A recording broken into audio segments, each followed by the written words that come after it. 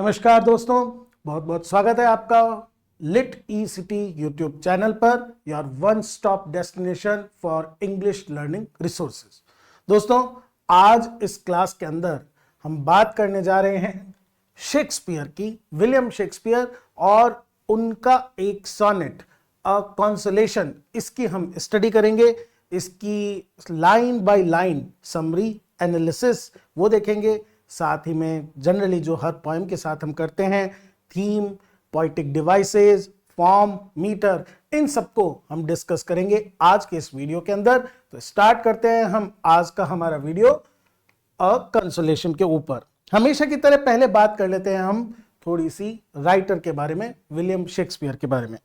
दोस्तों, William Shakespeare literature की दुनिया में एक ऐसा नाम है जो चाहे स्टूडेंट्स लिटरेचर के हों या ना हों, he is known to everyone। पूरे वर्ल्ड लिटरेचर के अंदर इनके कद के बराबर, इनके स्टेचर के बराबर बहुत ही कम राइटर्स हुए हैं। इनफैक्ट वैसे तो ये एक प्ले राइट थे, एक ड्रामेटिस्ट थे, but he has also written sonnets. उन सब में जो कॉमन चीज है वो है इनका एक्सप्रेशन। तो ये जो ये जो विलियम शेक्सपियर थे, इनका बर्थ इंग्लैंड के एक छोटे से शहर स्ट्रैटफोर्ड अपॉन एवन, इस शहर के अंदर 1564 के अंदर हुआ था। और जब इन्होंने अपना करियर स्टार्ट करा, he was just an actor. उस समय इनका जो समय था लिटरेचर में, उसे एलिजाबेथन एज के नाम से जाना जाता है। एलिजाबेथन एज जो है, it is considered to be the golden age of English literature. Golden age इसलिए कहा जाता है दोस्तों, क्वीन एलिजाबेथ उस समय वहां इंग्लैंड के ऊपर रूल कर रही थी। She supported, favoured, promoted various arts. That was a period of relatively, England में काफी समय बाद पीस थी। एक पूरा एनवायरनमेंट इस तरह का था कि आर्ट्स एंड कल्चर, उसको बहुत ज्यादा प्रमोशन मिल रहा था। थिएटर हाउसेस जो थे, ड्रामास जो थे, वो कॉमन पब्लिक के लिए एंटरटेनमेंट का सबसे बड़ा सोर्स थे। तो लगातार परफॉर्मेंसेस होती थी। तो शेक्सपियर जो थे, he was not formally educated. उनकी कोई बहुत बढ़िया किसी बड़े यूनिवर्सिटी कॉलेज के अंदर एजुकेशन नहीं हुई थी। He was just an actor. और एक्ट करते करते ही लर्न द आर्ट, और उसके बाद ही स्टार्टेड राइटिंग ड्रामाज। और ये कभी भी जो आज हम ड्रामा पढ़ते हैं बुक्स के अंदर, वो पर्पस नहीं हुआ करता था, बल्कि उसका पर्पस हुआ करता था परफॉर्म करना, स्टेज पर दिखाना। इसी बीच इन्होंने अपने सोनेट्स भी लिखे हैं। तो बहुत सारे इनके लिटरेरी वर्क्स हैं। मोर देन वी कैन से 37 ड्रामाज इनके नाम क्रेडिट किए जाते हैं, जिसमें ट्रेजेडीज भी हैं, कॉमेडीज भी हैं, रोमांसेस भी हैं, हिस्टोरिकल प्लेज भी हैं। तो ही हैज मतलब written so many great works जो आज तक भी बहुत पॉपुलर हैं। अगर कुछ नाम सिर्फ जो इनिशियल स्टूडेंट्स हैं उनके लिए मैं यहाँ बताना चाहूँगा, जिन्होंने भी थोड़ा बहुत लिटरेचर में पढ़ लिया है, they are already informed about these work. Hamlet, King Lear, Macbeth, ये इनकी फेमस ट्रेजेडीज हैं। A merchant of Venice, as you like it, ये इनकी फेमस कॉमेडीज हैं। तो दोस्तों, हम बात क्योंकि आज हम कर रहे हैं एक सोनेट की, we will focus on that only. Bard of Avon, ये इनका नाम है। शेक्सपियर को एक नाम दिया गया है। बार्ड का वैसे मतलब होता है पॉइट, और एवन क्योंकि इनका स्ट्रैटफोर्ड अपॉन एवन नाम की जगह पर बर्थ हुआ था, इसकी वजह से बार्ड ऑफ एवन भी कहा जाता है शेक्सपियर को। Has also written 154 sonnets. ये फिगर आपको ध्यान में रखना चाहिए। देखिए, अगर ड्रामा उस समय पॉपुलर था, पॉपुलर कॉमन पब्लिक के अंदर भी था, तो सोनेट फॉर्म, मैंने सोनेट से रिलेटेड एक वीडियो भी अपलोड किया था, उसमें भी बताया था कि ये जो सेंचुरी थी 16th सेंचुरी, ये सेंचुरी ऑफ सोनेट कही जाती है। 2 मिलियंस के आसपास सोनेट लिखे गए थे। एक फैशन था कि जो भी कुछ लिख सकता था, जिसके पास भी थोड़ा बहुत पावर ऑफ एक्सप्रेशन थी, वो सोनेट लिख रहा था। And these sonnets taken together, अगर हम 154 को, जैसा जनरली जब फर्स्ट टाइम पब्लिश किए गए थे तो एक सीरियल के अंदर पब्लिश किए गए थे, तो they are like a sequence. Sequence का मतलब होता है they follow a particular order. जैसे हम किसी सीरीज की बात करते हैं, एक इवेंट, उसके बाद दूसरा, फिर आगे जैसे कोई कहानी आगे बढ़ती है टुकड़ों के अंदर, किस्सों के अंदर, ठीक उसी तरह से these 154 sonnets, they are in a sequence which is generally divided into two sections। देखिए 154 को भी दो बड़े भागों के अंदर डिवाइड किया गया है। सोनेट 1 to 126, पहले सोनेट से लेकर 126 तक का जो सोनेट है, they focus on a young man. और जो पॉइट और यंग मैन का जो स्पीकर है इन सोनेट का, हम ऐसा मान सकते हैं he is rather old person, और जिसको एड्रेस किया गया है उनको हमेशा फेयर यूथ बोला गया है, यंग पर्सन बोला गया है। उन दोनों की जो फ्रेंडशिप है, उन दोनों का जो रिलेशनशिप है, उसकी फ्रेंडशिप का जो सिग्निफिकेंस है स्पीकर की लाइफ में, ये 1 to 126 सोनेट का मेजर थीम है। सोनेट 127 to 152, लास्ट के ये जो कुछ 15 to 20 सोनेट्स हैं, they focus on speakers relationship. अब स्पीकर का रिलेशनशिप एक थर्ड एंगल इसके अंदर आता है, एक लेडी मिस्टीरियस। दोनों की आइडेंटिटी के बारे में अभी भी कोई क्लियरेंस नहीं है कि ये यूथ कौन है और ये लेडी कौन है। इसी वजह से इन्हें क्या कहा जाता है, डार्क लेडी, मतलब लेडी अबाउट हुम हुज आइडेंटिटी, जिनकी पहचान अंधेरे में है, उनके ऊपर ये सोनेट बेस्ड है। ऐसा देखिए, वर्ड्सवर्थ एक फेमस रोमांटिक कवि हुए हैं, उन्होंने कहा है कि the sonnets of Shakespeare are key to his heart. ये एक छोटा सा स्टेटमेंट है, लेकिन ये काफी हद तक बता देता है कि शेक्सपियर ने जब ये सोनेट्स लिखे थे, दे वर पर्सनल, वो उनके अपने जीवन के बारे में थे। We are not sure about this, लेकिन एक ऐसा आइडिया है। इसका एक और रीजन हमें ये समझ में आता है, शेक्सपियर कभी भी इंटरेस्टेड नहीं थे इन सोनेट्स को पब्लिश करने के। 1609 के अंदर पहली बार टॉमस थॉप नाम का उनका एक फ्रेंड है, वो पब्लिशर भी है, और वो इन सारे सोनेट्स को पब्लिश करते हैं फर्स्ट टाइम 1609 के अंदर। अब ये जो बड़ी इंटरेस्टिंग बात है, जो सोनेट का पब्लिकेशन हुआ उसका पहला पेज है, उस पर यह मेंशन किया गया है कि the sonnets are dedicated to mister WH। Now WH ना तो नाम लिखा गया, तो इससे और भी ज्यादा एक सोर्स ऑफ मिस्ट्री क्रिएट हो गया, इन्वेस्टिगेशन शुरू हुई। देखिए यहां आप देख सकते हैं इसके अंदर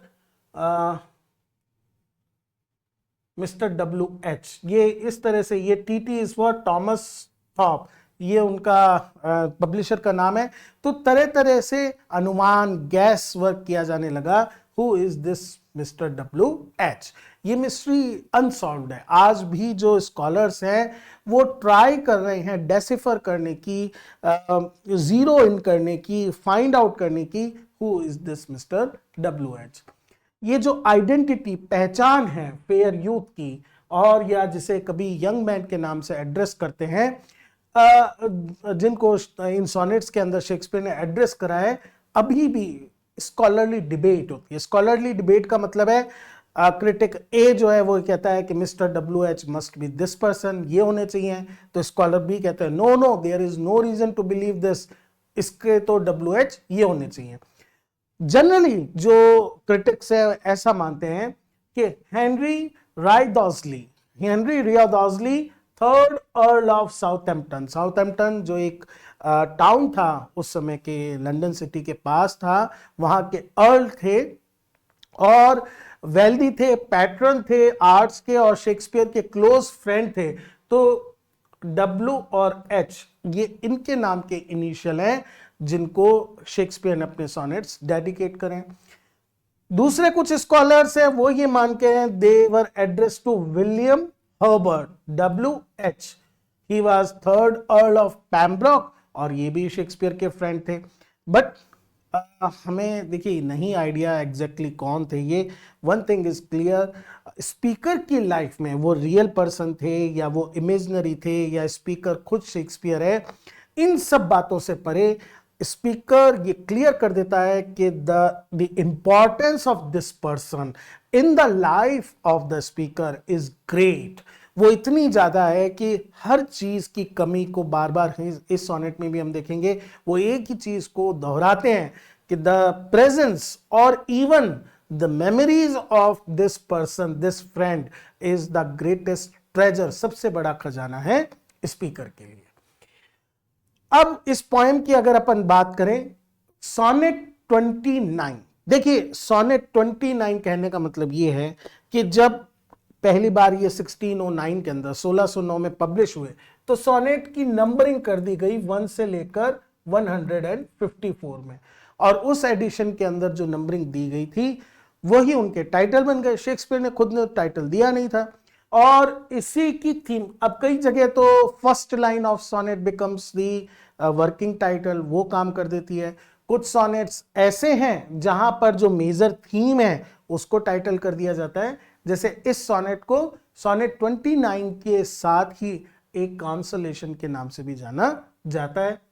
कॉन्सोलेशन हम जानते हैं कि एक टाइप का किसी को कंफर्ट देना होता है, specially if a person is in stress, is feeling sad, has lost something, उसका नुकसान हुआ है, दुख में है, दर्द में है, then we console that person, हम उसको किसी भी तरह से कंफर्ट देने की कोशिश करते हैं।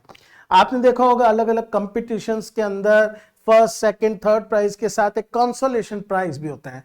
परफॉर्मेंस इज गुड, या किसी को सपोर्ट करने के लिए, किसी को ये कहने के लिए कि don't lose heart, there is another chance, तब हम कंसोल करते हैं। ऐसा ही सारा इस सोनेट के अंदर भी हम देखने को मिलेंगे। अब कंसोलेशन है तो ऑब्वियसली नेचुरली जो स्पीकर है वो हैप्पी तो हो नहीं सकता। स्पीकर इज वेरी फ्रस्ट्रेटेड, बहुत परेशान है, सैड है, and he has lot of complains with his life, he is not satisfied, उसको अपनी जिंदगी से बहुत शिकायतें हैं। Like a typical Shakespearean sonnet, sonnet का जो वीडियो है उसमें हम देख चुके हैं कि ट्रेडिशनली जब सोनेट की बिगनिंग हुई, इसके स्ट्रक्चर के अंदर एक ऑक्टेव हुआ करता था 8 लाइन का, और एक 6 लाइन का सेस्टेट हुआ करता था। ओके, और 8 से जब हम 6ठी लाइन पर जाते थे, सेस्टेट पर जाया करते थे, तो there was a change of thought, बिल्कुल एक चेंज हो जाया करता था। इससे ये भी हम यूं कह सकते हैं कि जो ऑक्टेव पार्ट था वो एक प्रॉब्लम को प्रेजेंट करता था, और जो सेस्टेट पार्ट था वो एक सॉल्यूशन को प्रेजेंट करता था।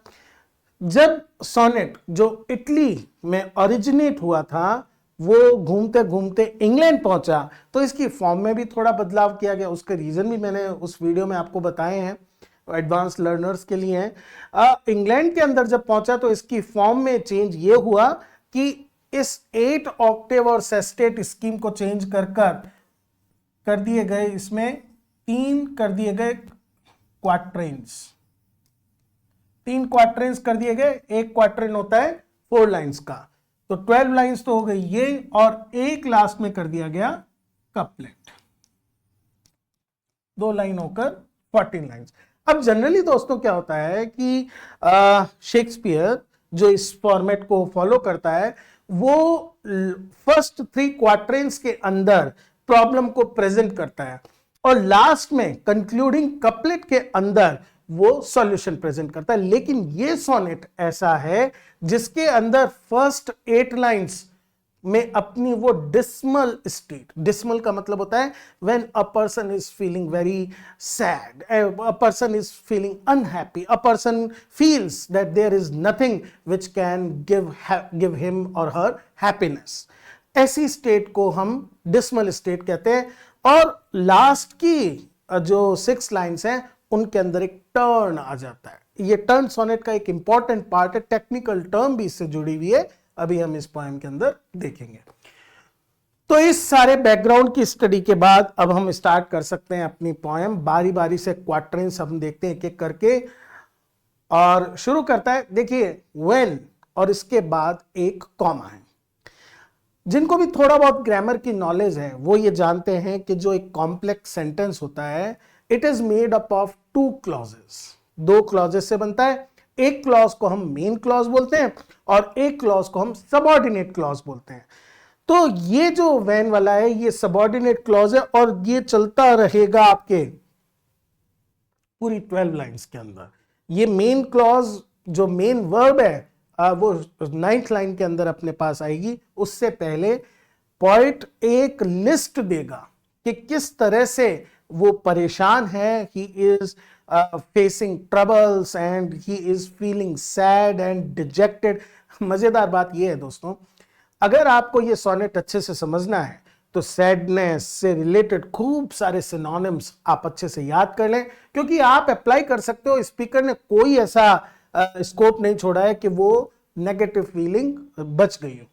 तो when in disgrace with fortune and man's eyes, in disgrace with fortune, disgrace का मतलब होता है फॉल, गिर जाना। जब हम किसी की ग्रेस में होते हैं, देखिए गॉड के साथ या फिर बड़ों के साथ हम ये कहते हैं कि we should be in grace of them, मतलब they should look with on us with favour.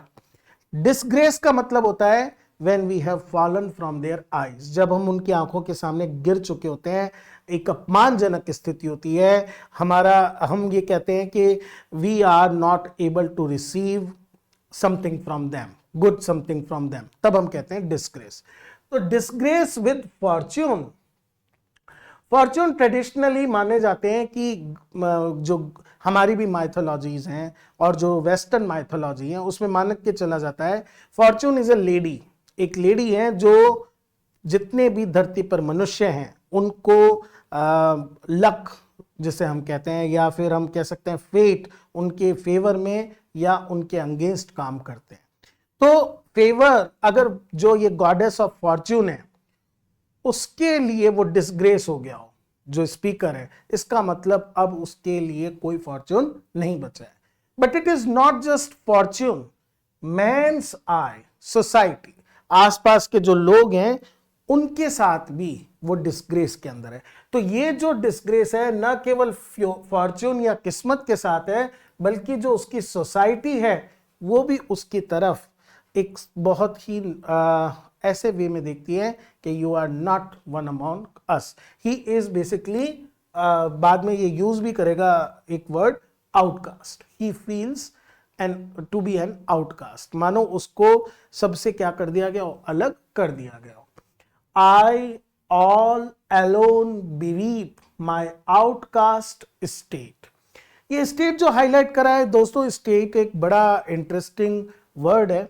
Shakespeare ने इस पूरे सोनेट के अंदर स्टेट को 2-3 बार यूज करा है और उसके सेंस बहुत अलग अलग हो सकते हैं। हम जानते हैं कि एक स्टेट इज आर इमोशनल और mental state, happiness is a state of mind.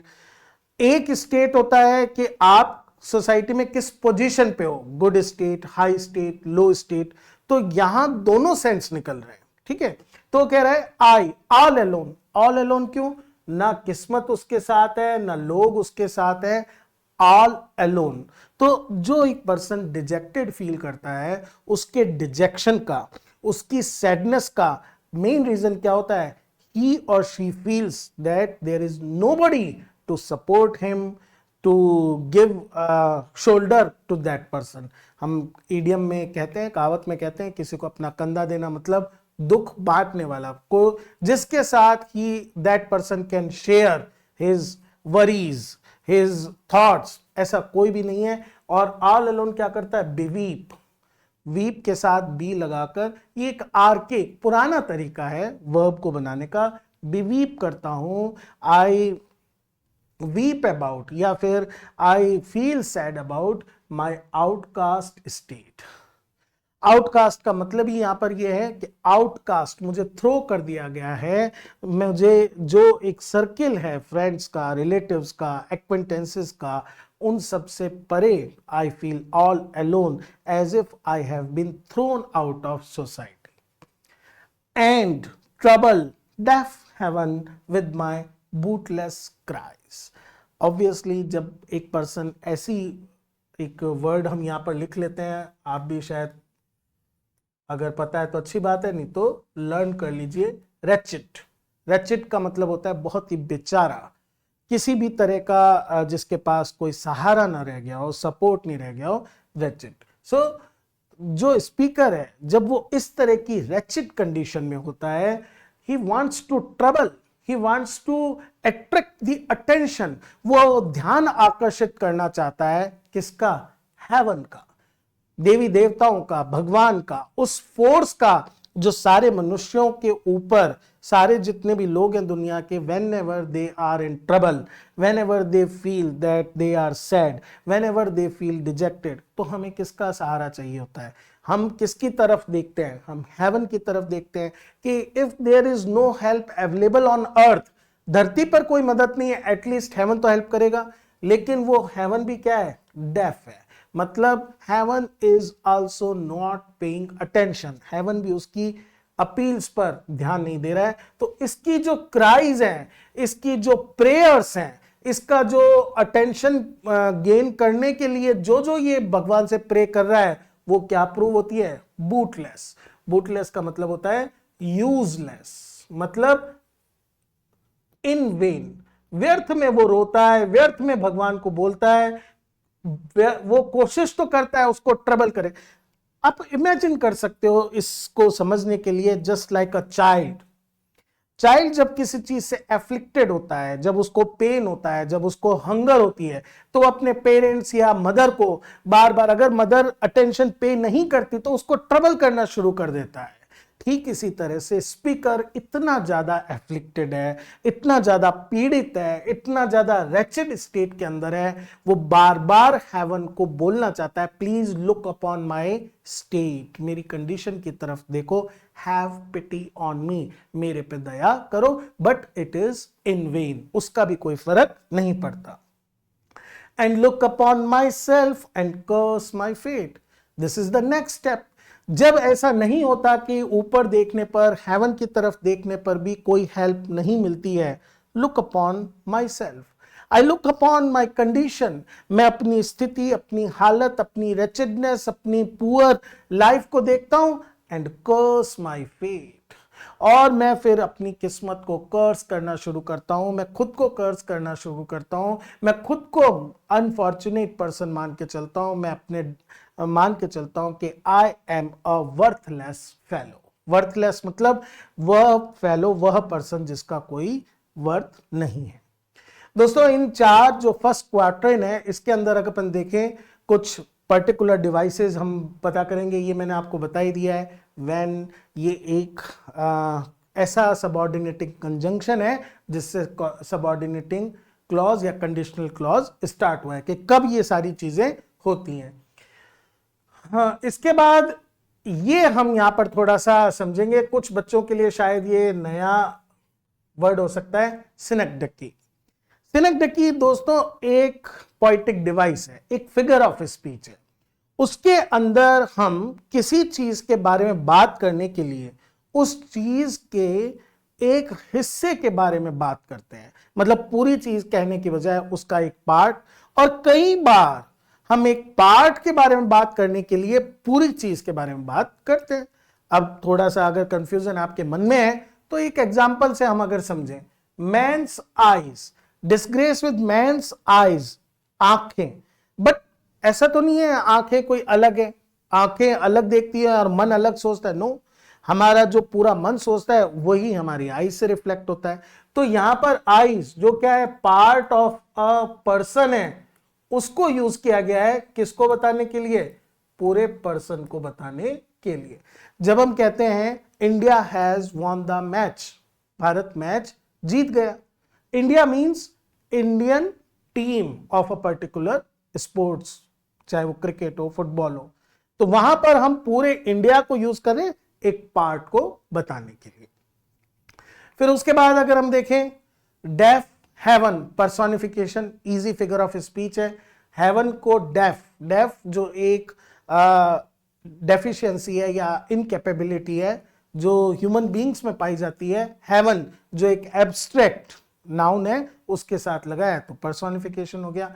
और एक और स्पेशल यहां पर फिगर ऑफ स्पीच है एनाफोरा। दोस्तों एनाफोरा होता है जब हम रिपीट करते हैं किसी वर्ड को एक ही लाइन में या आसपास वाली 2-3 लाइन में 2 या 2 से ज्यादा बार, तो उस पर्टिकुलर डिवाइस को, उस पर्टिकुलर फिगर ऑफ स्पीच को हम एनाफोरा बोलते हैं। तो ये रहा आपका फर्स्ट क्वाड्रेंट। तो इस फर्स्ट क्वाड्रेंट की मेन विशेषता अगर आप देखोगे तो इसके अंदर एक तरफ प्रेयर है और साथ ही में कर्स है इन दोनों लाइंस के अंदर, और जो पूरा क्वाड्रेंट है वो किसके बारे में है? कंप्लेंट के बारे में है, शिकायत के बारे में है। आगे बढ़ते हैं, हम देखते हैं दूसरा quadrant. Wishing me like to one more rich in hope. अब जो स्पीकर है वो अपनी प्रॉब्लम को क्लियर करता है कि क्यों वो डिजेक्टेड फील होता है। उसको एक पर्टिकुलर कॉम्प्लेक्स है, और ये कॉम्प्लेक्स है फीलिंग ऑफ इंफीरियरिटी।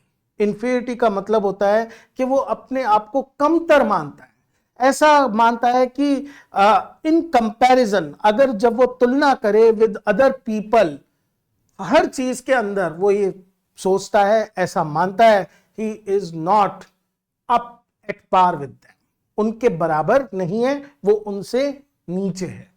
तो विशिंग मी, ऐसा पर्सन हमेशा क्या करता है? डिजायर, विश करता है, उसके मन में इच्छा होती है लाइक टू वन, काश मैं भी वन उस पर्सन की तरह होता, मोर रिच इन होप। ऐसा पर्सन जो क्या हो? ऑप्टिमिस्ट हो, a person who thinks that everything is good, everything will be good, life is good, जो हर चीज के बारे में सकारात्मक सोच रखता है। ऐसे पर्सन के लिए हम आशावादी या ऑप्टिमिस्ट यूज करते हैं। और ऑब्वियसली ऐसा पर्सन क्या होगा? रिच इन होप, उम्मीद से भरा हुआ होगा।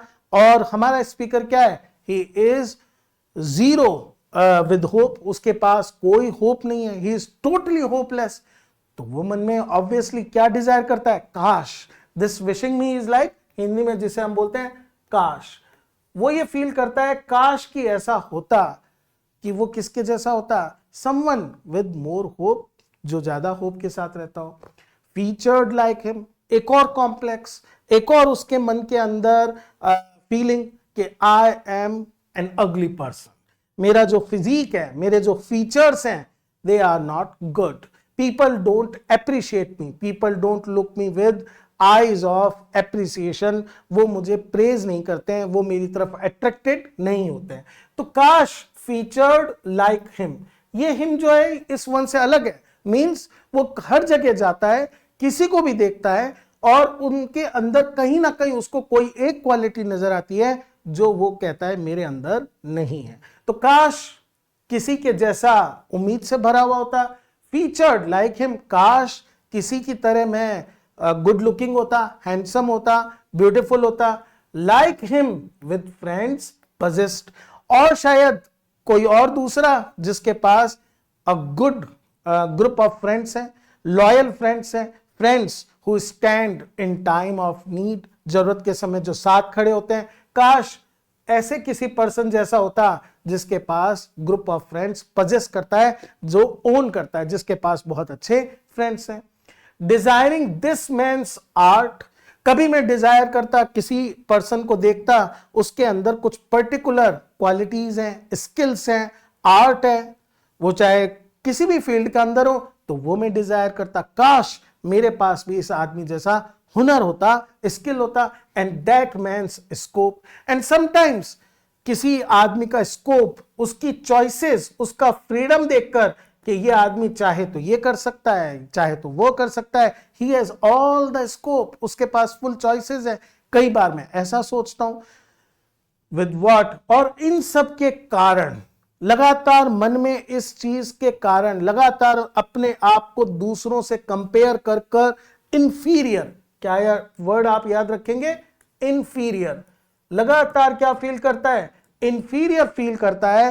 तो क्या होता है? With what I most enjoy, जो चीज मैं सबसे ज्यादा एंजॉय कर सकता था, कंटेंटेड लीस्ट, उसमें भी मुझे कंटेंट, सेटिस्फेक्शन लीस्ट, कम से कम मिलता है। बिकॉज माई होल फोकस, मेरा जो पूरा ध्यान है, मेरी जो पूरी अटेंशन है, is on what others are doing, how others are happy, what they have, उनके पास क्या है जो मेरे पास नहीं है।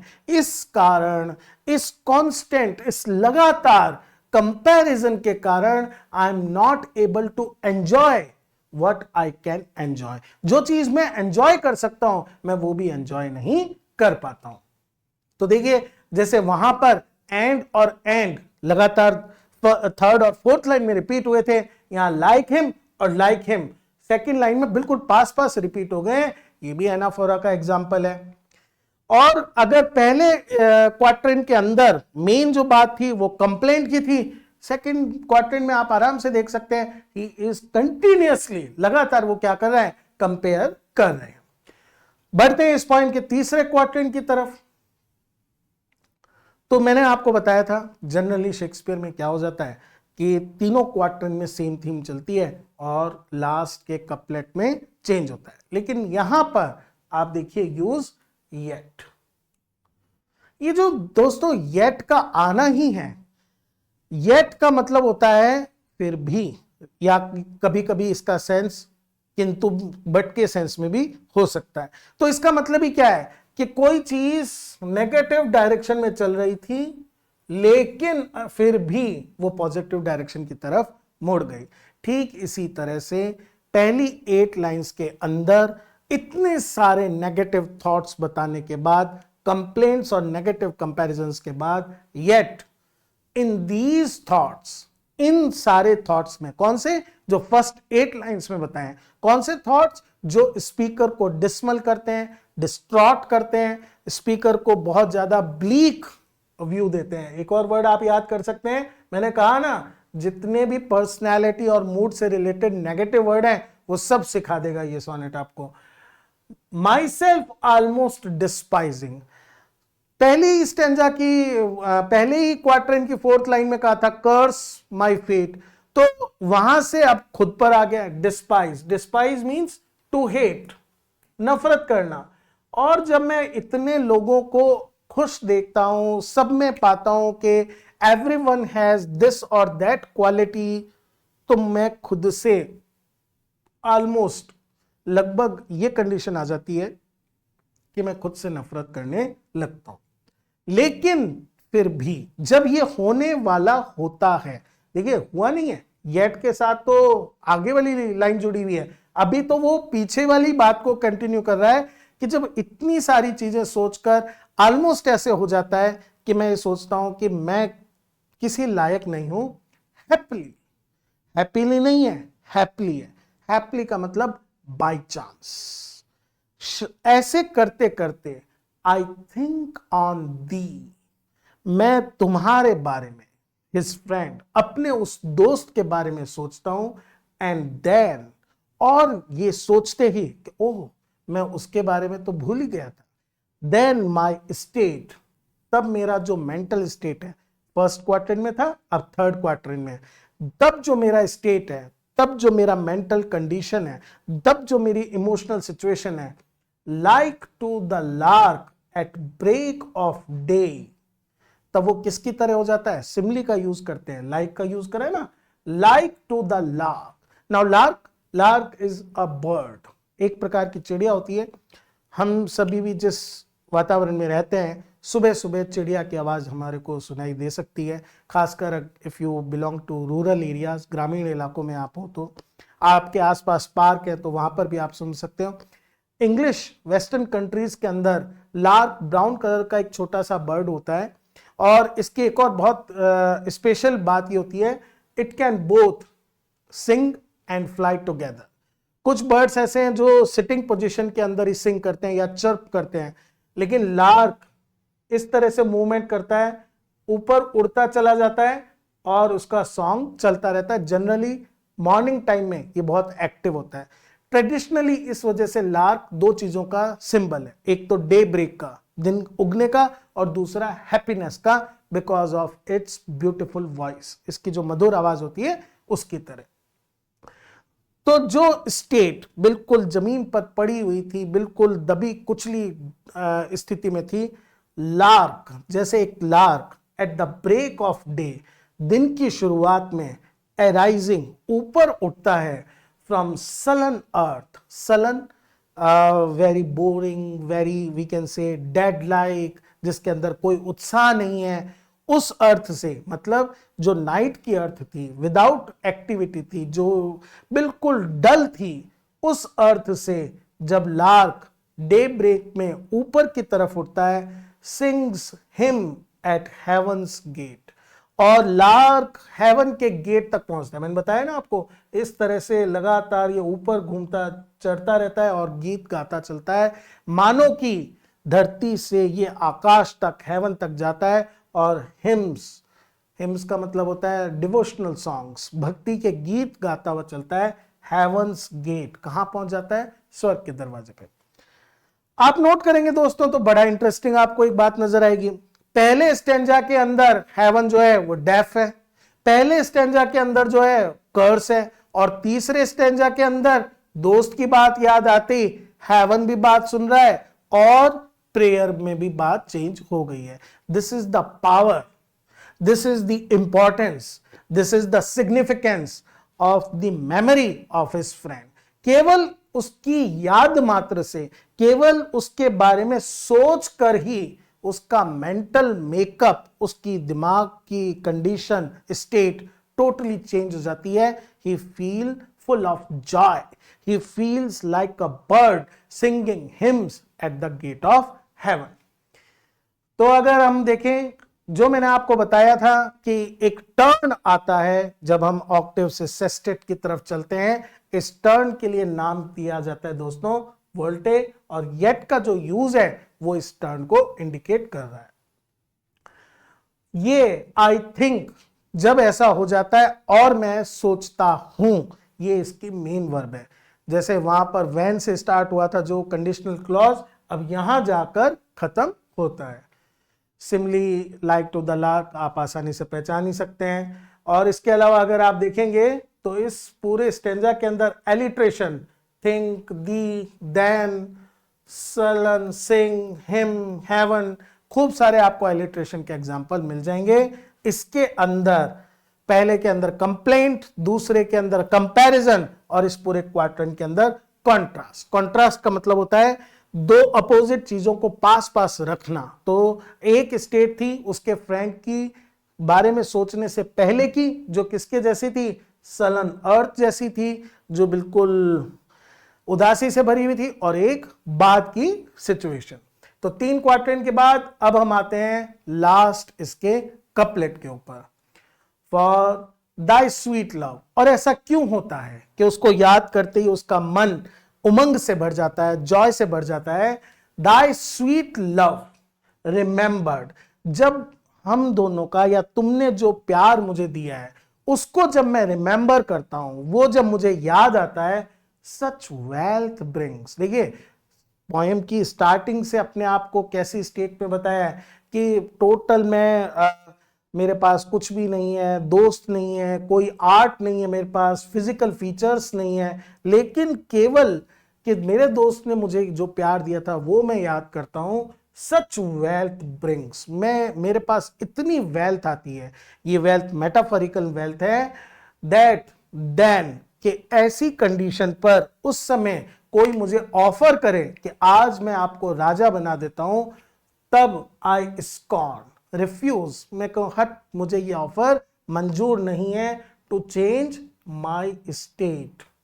ये स्टेट है पोजीशन, मेरी पोजीशन। कौन सी पोजीशन? कि हाँ ठीक है मेरे पास कुछ भी नहीं है, फॉर्चून फेवर नहीं कर रहा, लोग मेरे सपोर्ट नहीं कर रहे, लेकिन मेरी इस स्टेट को I want change with Kings. मैं अपने आप को इतना भाग्यशाली, इतना फॉर्चुनेट मांगता हूं कि कोई मुझे ऑफर भी करे कि एक्सचेंज कर लो, आपको किंग बना देते हैं, किंग को आपकी जगह ले जाते हैं, लेकिन मैं कहता हूं स्कॉर्न, मैं रिफ्यूज कर देता हूं। I feel that I am so much fortunate to have a friend like you. तो आप देख सकते हैं कि किस तरह से स्पीकर ने पहली जो 8 लाइन्स है उसमें एक कंडीशन बताई है, और बिल्कुल उसके अपोजिट सिंपल इतना सा ही उसे करना होता है, अपने फ्रेंड को याद करना होता है, उसके प्यार को रिमेंबर करना पड़ता है और फिर सारी चीजें चेंज हो जाती है। तो दोस्तों ये है ये पूरा सोनेट, ये इसका कंक्लूजन हो गया। फटाफट फॉर्म और मीटर के बारे में बात कर लेते हैं। काफी हद तक आप सभी जानते ही होंगे। सोनेट फॉर्म मैंने आपको बता दिया है, इटली के अंदर ओरिजिनेट हुई थी। इटालियन पोएट दांते, इटालियन पोएट पेट्रार्क ने इसको पॉपुलराइज करा था। इसके अंदर 14 लाइंस होती हैं, 8 लाइन का एक ऑक्टेव होता है और 6 लाइन का एक सेस्टेट होता है। ऑक्टेव पार्ट प्रेजेंट करता है प्रॉब्लम को और सेस्टेट पार्ट एक सॉल्यूशन लेकर आता है। जब इंग्लैंड के अंदर ये सोनेट आया तब मॉडिफाइड उसके अंदर थोड़ा सा चेंज हुआ और एक ऑक्टेव और सेस्टेट की जगह इसके अंदर 3 क्वार्टरेंट्स होते हैं और एक कपलेट होता है। और शेक्सपियर ने भी इस इंग्लिश पैटर्न को ही फॉलो करा और फर्स्ट 2 क्वार्टरेंट्स इस पोएम के अंदर वो प्रॉब्लम को प्रेजेंट करते हैं और जो लास्ट 6 लाइंस हैं, एक क्वार्टरेंट और एक कपलेट, वो सॉल्यूशन प्रेजेंट करती है इस प्रॉब्लम के लिए। टर्न ऑफ थॉट या वोल्टे के विचार जहां से जो थीम है चेंज हो जाती है, प्रॉब्लम से सॉल्यूशन की तरफ हम बढ़ते हैं, इज नोन एज वोल्टे। और जो 9th लाइन के अंदर येट वर्ड से हमें पता चलता है। इसकी जो राइम स्कीम है वो भी बड़ी स्पेशल है। राइम स्कीम चलती है इसकी A B C D E F और जी। लेकिन अगर आप इस सोनेट को ध्यान से देखेंगे ना तो ई एफ की जगह यहां पर ई बी आएगा। मतलब यही वाली राइम स्कीम इस पर्टिकुलर क्वार्टरेंट के अंदर भी है। जनरली शेक्सपियर में ऐसा नहीं होता है, लेकिन ये है। अगर आप ई एफ भी लिखो तो भी गलत नहीं है। हाँ, ये बात है कि ये वाला बी इसको कॉमन है, तो आप ब्रैकेट में चाहो तो ऐसे भी लिखकर मेंशन कर सकते हो। मीटर की बात करें तो सोनेट हमेशा आयम्बिक पेंटामीटर में लिखा जाता है। पेंटामीटर होने का मतलब क्या है, उसके अंदर टोटल कितने होते हैं, 10 सिलेबल होते हैं। और ये जो 10 सिलेबल होते हैं ये 2 सिलेबल का एक फीट बनता है। तो इसका मतलब एक लाइन में कितने हो गए, 5 फीट हो गए। एक तो हो गई ये बात। दूसरी बात ये हो गई आयम्बिक। इसका मतलब होता है कि इंग्लिश जो लैंग्वेज के जो वर्ड्स का प्रोनाउंसिएशन है उसको बोलते हुए कुछ पर्टिकुलर साउंड्स को स्ट्रेस के साथ बोला जाता है और कुछ को रिलेटिवली कम स्ट्रेस के साथ बोला जाता है। तो आयम्बिक के अंदर हमेशा ऐसे रखते हैं, पहले अनस्ट्रेस और फिर स्ट्रेस। मैं एस स्ट्रेस के हिसाब से लिख रहा हूं। ट्रेडिशनली जो इनका सिंबल होता है वो इस तरह से चलता है। तो अगर आप देखें कोई सी भी आप लाइन पिक करते हो थोड़ा बहुत वेरिएशन चलता है। When in unstress, stress, disgrace, तो 1 फीट, ये दूसरा फुट, विद फॉर तीसरा, ट्यून एंड चौथा, मेंस, आइज पांचवा। तो 10 लेवल हो गए।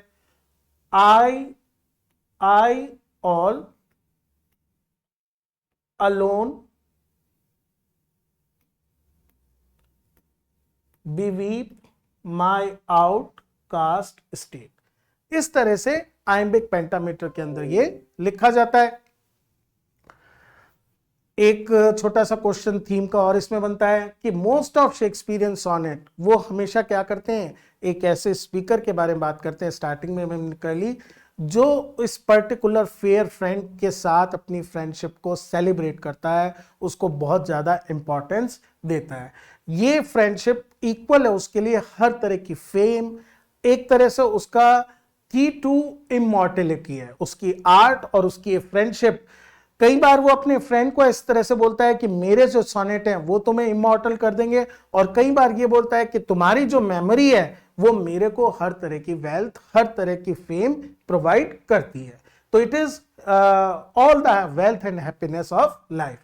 इस सोनेट के अंदर भी स्पीकर हाईलाइट करता है कि कितना इंपॉर्टेंट है उस फ्रेंड का होना, और उसकी मेमोरीज उसके सारे लॉसेस को रिकवर कर देती है। जैसे हम देखते हैं फर्स्ट 2 क्वार्टरेंट्स के अंदर जो स्पीकर है वो एक्सप्रेस करता है अपना फ्रस्ट्रेशन, अपनी किस तरह से वो बहुत बिल्कुल एक तरह से रेचिड कंडीशन में है, टूटा हुआ है, और उसको ऐसा फील होता है कि वो एक आउटकास्ट है। ये ई नहीं आएगा, स्पेलिंग अलग हो जाएगी।